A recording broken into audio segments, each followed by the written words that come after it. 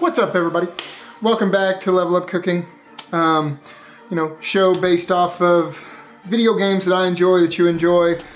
Just trying to teach you some cool recipes, techniques based off of the games that we love to play. With this episode, we've decided that we wanted to do something a little different based off of one of the guilds in ESO that we're friends with. That is the Unify Guild. They are having a special competition on the 27th of March. In that competition, it's based off the new video game that just came out that's been kind of sweeping through. Everyone's kind of getting a taste of it. Super fun game called Hogwarts Legacy, kind of based into the world of Hogwarts and Harry Potter. A little bit of that Fantastic Beasts. This is kind of based off their little event they're doing in Unify. They're actually having a Hogwarts contest of sorts, and we appreciate the support that group with Unify gives to us. So Nike Saint asked me to try to do a recipe that promotes that Hogwarts game.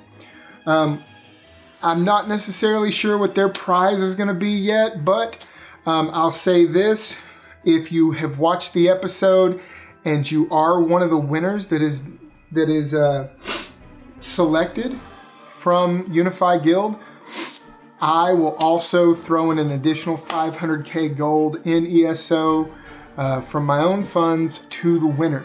So just make sure that you like this, subscribe, the Level Up Cooking channel, hit the notification bell, and maybe join our Discord, join our Patreon, just to try to show some support our way.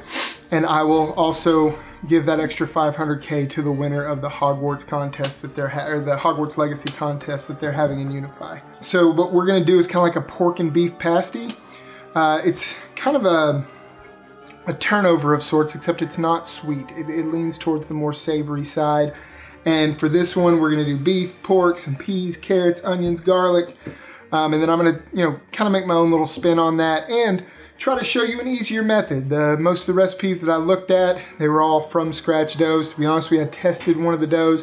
Didn't really like the flavor that it came out with, so I'm going to show you a nice simple way to do that, along with one of the best drinks I've made so far on this channel. You all know I'll make a drink with every one of my dishes just to kind of pair it. And I made a alcoholic butter beer. And it just makes me want to go to Hogwarts. I want to just go drink butterbeer all day long. So I'll show you that. I do want to throw a thank you out to Charlie Lehman, Double Up Farms. We are going to use his beef today. If you haven't gone on to his website and checked out that product, please do. Such a good product. I really appreciate him donating it to me to use on the channel. But realistically, would love for you to get on there. The link is in our Discord page, in our YouTube channel. Get on there, check out his product, maybe order some for yourself so you can give it a shot. All grass-fed, it's just delicious product. And also, I would be remiss if I didn't shout out my brother, Dennis Newman. He takes care of my hair to make sure that I don't look like just a hobo whenever I come on here. So I work a lot, and he works around my schedule to make sure that I can, that I'm looking nice for you guys. So I just want to throw out that thank you to him as well as everybody that helps me out with this show. But today, that's what we're going to be working on: butter beer and these beef and pork pasties, and it's going to be delicious. So stick around.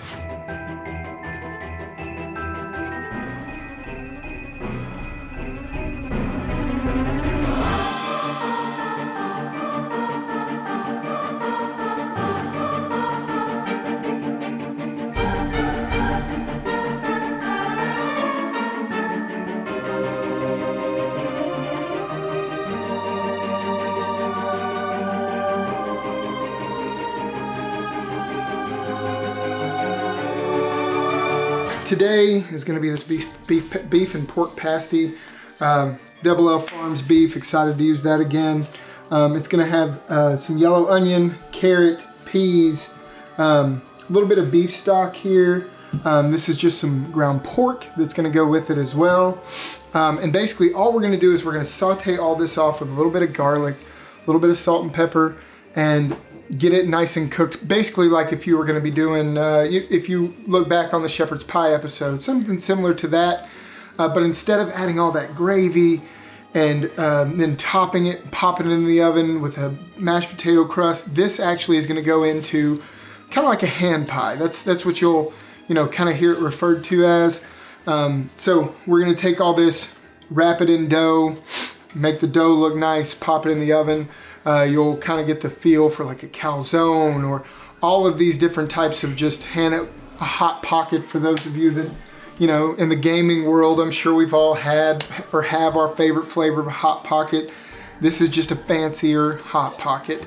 So I'm going to cut up some garlic, and then after that I'm going to saute off all the ingredients. Another thing, as I'm getting all this ready, I actually had someone message me about the garlic, the way that I crush my garlic. I actually made a comment in one of the episodes prior to this one about using garlic presses and how I'm not the biggest fan of them. I'm not, but there is something that somebody shot to me. Thank you, Miss Panda May. That I agree. I think it's really cool. It's a really cool product if you ever want to use it, especially if you're ever doing any type of Asian cuisine. Is a garlic grater. You can use it for ginger, you use it for wasabi, but it's basically a plate that is just ground down. You basically grind the garlic, you grind the ginger, whatever it is, as opposed to having little chopped up pieces. Gives you the kind of the best of both worlds, speed, and your ingredient kind of flows through the dish a little bit better. So really cool idea. Again, thank you, Panda, for pointing it out. So we've got our garlic. Again, just diced up some onions, some carrots. This is just some peas. I personally, I'll get the frozen ones instead of the canned ones, just because I feel like they have a brighter color to them. That Italian sausage, and then our beef. What we're gonna do now, we're gonna flip over to the stove, and we're gonna cook. I'm gonna need a little bit of help, so I'm gonna bring in a friend with me here in just a second to help me cook this all off. Say hi, everybody. Hi, everybody. So I brought my little helper with me to help me cook all this off. We've already got the beef and the sausage in the pan, and just for a little bit of added, plate presentation, got some carrots cooking off. We'll probably finish them with a little bit of honey, just a little sweetness to this mostly savory dish. But right now we're browning off all of the meat. We're gonna cook off our carrots and onions in that as well, and add our garlic, and then we're gonna season it. Khaleesi really enjoys doing the seasoning part, so that's where her help is going to come in right now. But again, this is another one of those dishes. Khaleesi likes to come and taste the dishes, but she also likes to cook. At least the packing of this dish, when you're putting it into the dough itself, is something fun you can do with your kids as well. So if you do have kids, or if you got a significant other that acts like a kid. If you ask my wife, typically she says that's what I am. I'm just a big grown kid. So so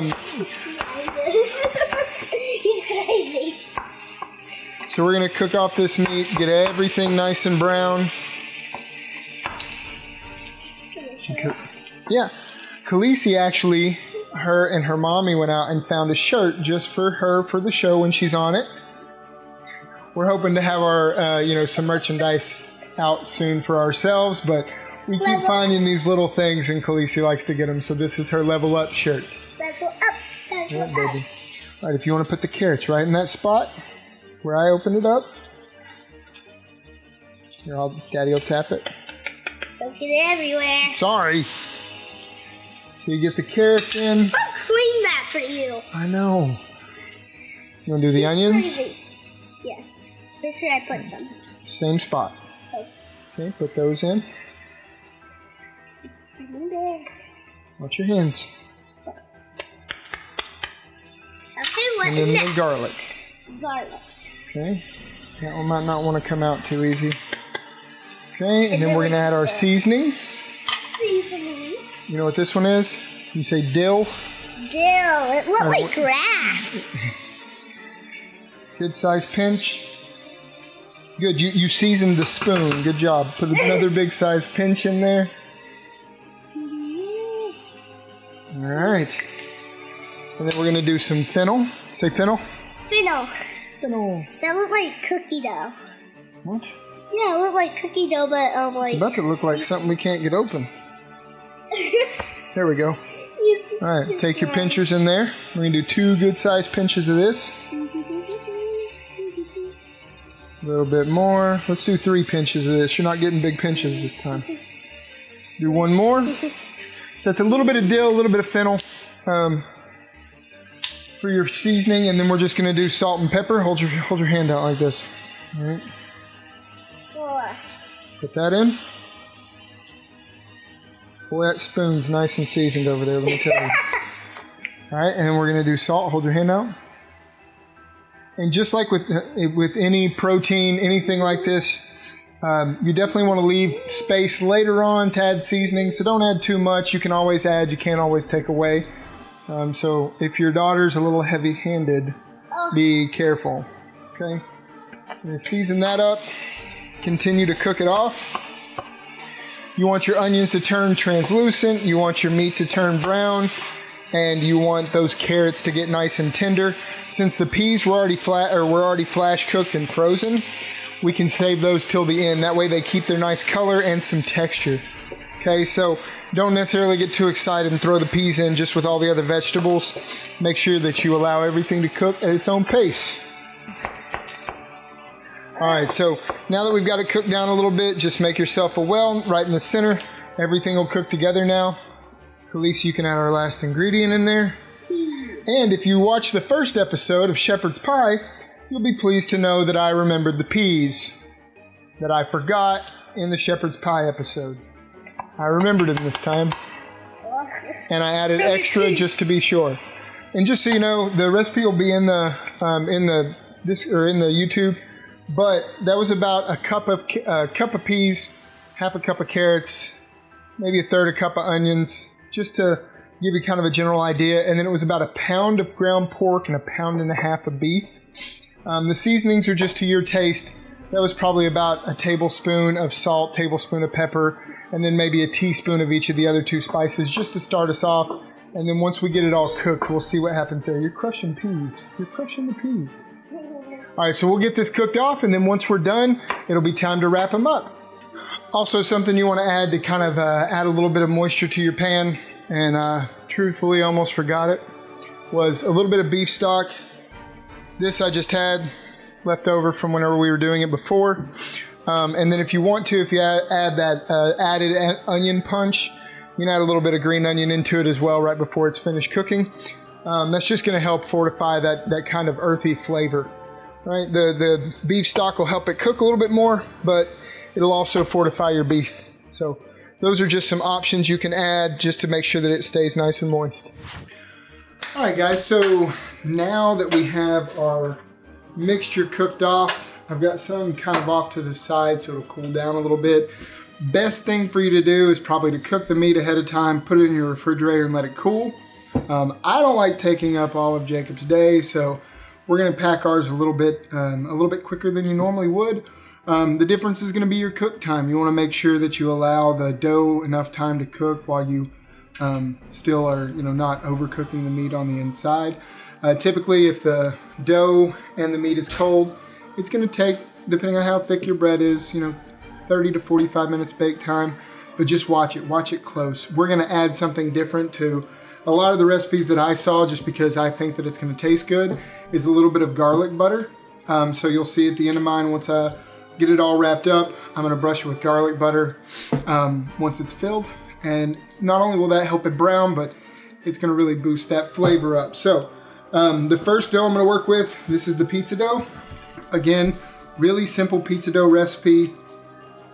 You can cold proof it. You don't have to worry about hot proofing it. But all you're really wanting to do is to get it nice and flat.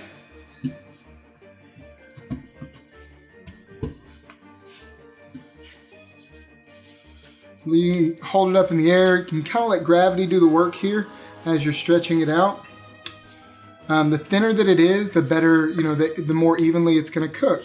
So instead of kind of like what you would see on a traditional hand-tossed pizza, you know, that you go to one of those restaurants and get a really nice, you know, rustic looking pizza, you don't necessarily, you kind of want it to be even throughout. So, you know, you can use a rolling pin on this. I personally do have no idea where mine's at, so I've been using one of my drink glasses. You know, I'm just kind of getting ready for the butterbeer here in a minute. But just, you want to roll yourself a nice spot that's even and flat, and then you're going to take, I have a pack of circle cutters. You can get squares, you can get stars, but for this, you know, obviously the way we're going to fold it in kind of a half moon, you're going to want a circle, and you're just going to take this and cut out one circle.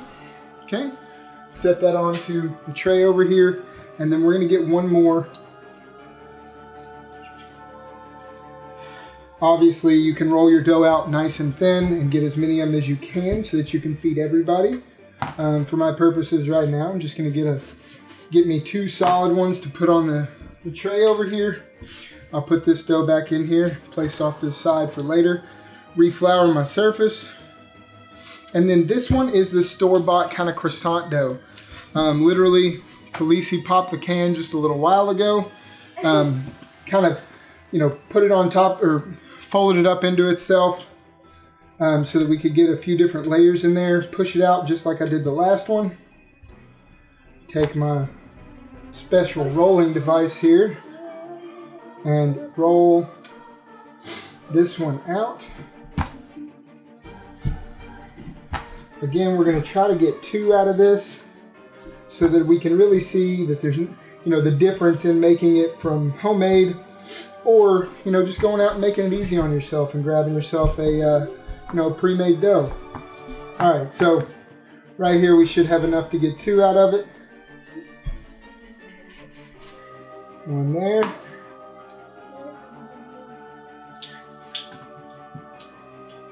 Kind of seized up on me a little bit. Roll it out just a little bit further. And cut out number 2 here. Set that off here. Put this onto the side. Set this on the baking tray. On the baking tray, I've already floured, and I use some pan spray on it as well. You can use whatever you want to make sure that nothing is going to stick to it. Bring my pan back over here. So we have our pizza dough here, right? And we have our store-bought dough here. Now that you're over here on this pan, you know, give yourself a little bit of space to put your filling in there. So we've got a nice size spoon. Take a big scoop of our mixture. Put it here in the store-bought. It does look good, doesn't it? I'm excited to eat it. She gets to try it at the end, and one of my stipulations was that I got to put vegetables in it because she's not a big vegetable fan right now. All right, do you want to do the next one? Sure. Okay. I'm going to get you a scoop. Okay, and you're going to put it right there, okay? All right. Solid work. All right, so now that you have them filled, this next part's kind of up to you. You can, like, what we're going to do is we're going to treat it kind of like a dumpling or a turnover. Dumpling? What is a dumpling? And you just kind of tuck it in on itself just like that. I remember those. Yeah, you remember those. Can I do one? Hold on. Let Daddy finish this one. All right. And then I have this, you know, little rolling tool that kind of makes the crimped edges, makes it look a little, you know, just a little bit of presentation, a little bit of fun, but you don't have to do this. That looked like Hot Pocket. It does look like a Hot Pocket, doesn't it? Yeah. All right. And then the last thing you want to do, just to make sure before you brush on your butter, is you want to take a small knife. Sorry, baby. And you want to make a slit in the top until you see meat. That's going to allow the steam to come out so that it doesn't poof up and it doesn't bubble your dough, okay?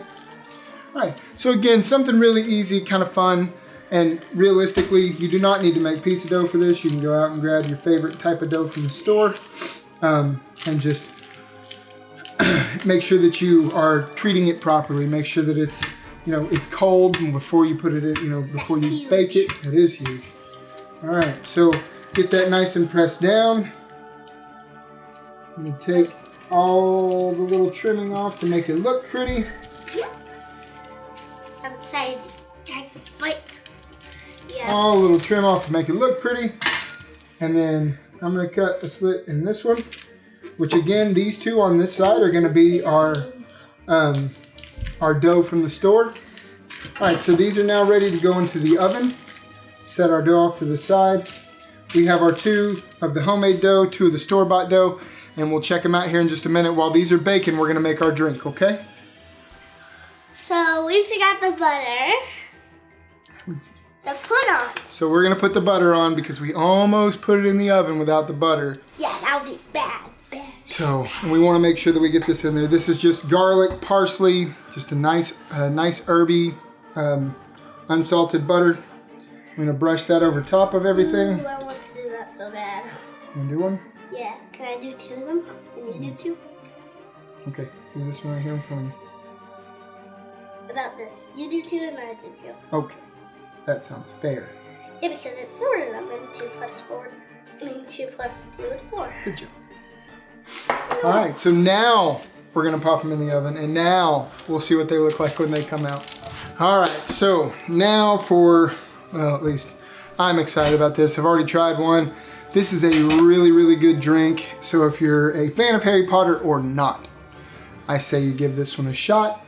Went to the liquor store, picked up just, vodka, the Butterscotch Schnapps, some caramel sauce, butterscotch sauce from the store, and then grab some whipped cream and cream soda.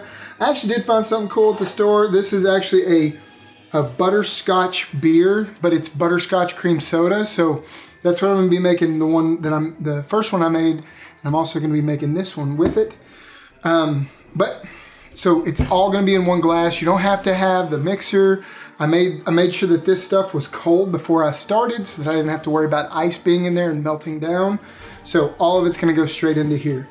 You're gonna start off with 2 ounces of each the vodka and the butterscotch schnapps. This is butter extract. If you can't find butter extract, because I had trouble, you can also just add a little vanilla or add a little extra butterscotch topping. That'll make sure that you get your butterscotch flavor as well as just the schnapps. But I still would put some kind of extract in there, get vanilla, get a rum extract, that would be really good in here. But just to make sure that you're boosting that flavor up, that goes in. And then you're gonna wanna take about 2 tablespoons, depending on how much flavor you want. This is really about flavor and color. So I'm putting a little extra in there because my glass is quite a bit bigger than what the recipe calls for, and then saving some in the bottom for later for our topping. Then you're gonna get, this is, I'm telling you, this stuff is really, really good if you've got it at your store. Definitely go out and give it a shot. You take your cream soda. This is about a 12-ounce cream soda. Pour the whole thing in there and take a spoon, stir it all up. That way you're gonna get your butterbeer color and everything's gonna marry together. Once you see that buttery kind of butterscotch color, that's when you know it's nice and mixed up. Then you take some whipped topping. Definitely go after the aerosol, and I went ahead and got the extra creamy just because I know that it'll mix in well. But fill this up with some whipped topping and then take that leftover butterscotch sauce and just drizzle it on top.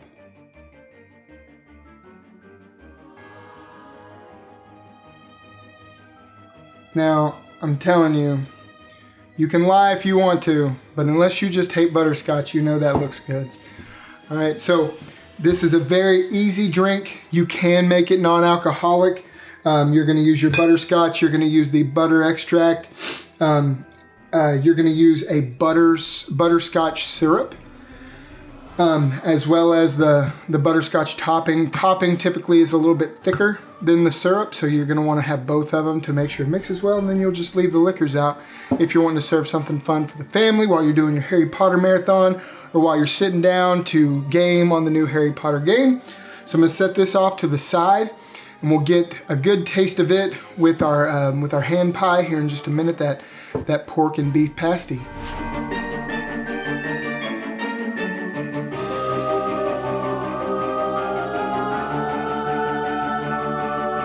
All right, guys, so I personally have had a lot of fun today. My daughter's been a little crazy, but she has been a lot of fun to cook with, like she always is. These obviously came out very nice. These two down here are the homemade pizza dough, and this one up here is the store-bought dough. When they come out, feel free, you know, dress them with a little bit more of that wonderful garlic butter. The buttery one. Buttery. And what you'll see when you... Hello.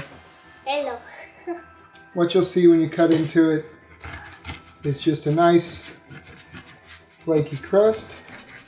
And some nice meat. And then that meat on the inside. Like I said, I added that garlic butter just because I think it's going to be a really nice flavor. That's the pizza dough one. Here is your dough from the store. Again, just nice, simple, easy, very flavorful, and reminiscent of one of the greatest movie franchises of all time, which is Harry Potter. I know that I enjoyed it growing up, still enjoy it to this day, and now the kids have a way to enjoy it as well. So I guess watching them. I guess the only thing we can do now is have a taste of it. I'm gonna cut Khaleesi off one so that she can have one that's hopefully not too hot for her. I'll blow on it. I hope it has a little bit of meat in it. Gotcha. Okay. These like blow on it, okay? Be careful. Don't tip it like that. It's not. What? A fork, friends. You know what a fork is? It pierces food, does its best to hold it up there until you turn it over like that. But lessons we all have to learn. The garlic butter is so helpful to the overall flavor. Dough is nice and crispy, and the meat is still juicy inside from us adding that beef stock and all the butter to it. Definitely something that I would suggest you... I want another piece. Okay, calm down. It's good! Oh, be careful, it's hot. There's your piece. Definitely something you should try out with your family, your friends. If you want to make smaller versions of them, great for a little party appetizer. Almost, that's going to be really hot, be careful. Almost like a little, almost empanada, but a little hand pie for everybody. Also definitely want to try the drink. No, you cannot try this. I've already had one of these today, and it is just as good the second time. Definitely give this a shot. And just, again, want to thank all the support that everybody's given us. Just thank you for all the support. Continue to shoot me the ideas. Continue to send me messages and encouragement because that means a lot to us here. And if you can, join the Patreon, join our Discord. Make sure to subscribe to him. Like, subscribe, hit the bell to get the notifications. Just want to, be there for all your cooking questions, for all your cooking needs. Stay gaming, enjoy that life. I know that I do. But just like that you spend that time in the game leveling up, spend some time in the kitchen and you can level up your cooking too.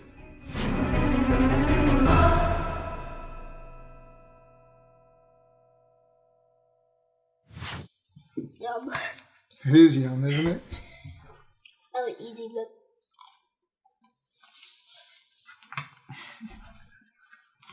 You gotta save some for Mom, and she's gotta try some too.